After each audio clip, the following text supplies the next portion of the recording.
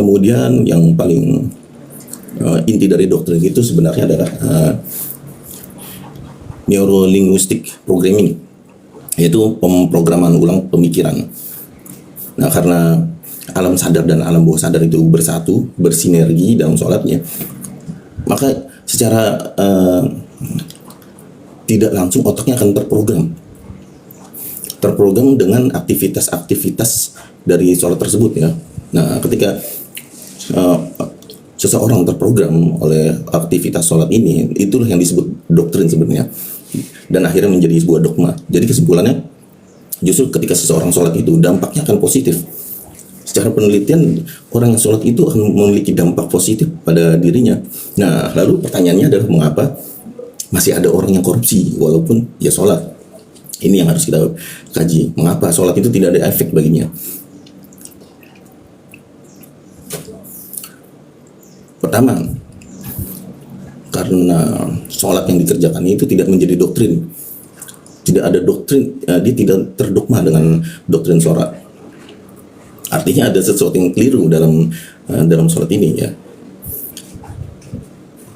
Doktrin itu aktif ketika masif dilakukan, dikerjakan 5 kali setiap hari. Nah, aktivitas masif seperti ini akan sangat efektif untuk mendoktrin seseorang. Nah, jika ada seseorang yang sholat tapi kok tidak terdoktrin gitu dengan sholat, maka kemungkinannya pertama, ya sholatnya tidak ikhlas. Kedua, ya sholatnya asal-asalan, ya tidak tepat waktu.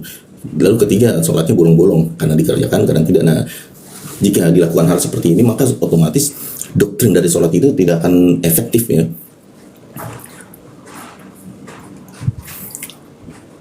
Jadi ketika orang yang seperti ini, yang sholatnya masih jarang, kadang ingat kadang lupa ya, itu ketika ia sholat, maka alam sadarnya itu tidak bekerja.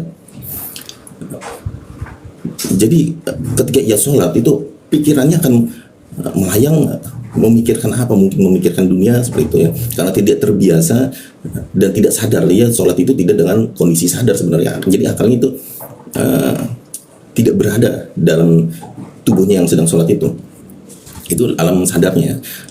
Kalau dibahasakan itu tidak khusyuk, jadi sholatnya itu tidak khusyuk dari awal sampai akhir, itu pikirannya kemana ya, seperti itu.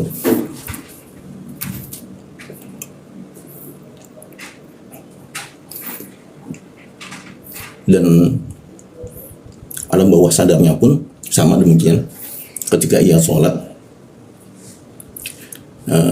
nilai-nilai dari sholat itu tidak masuk ke dalam hatinya.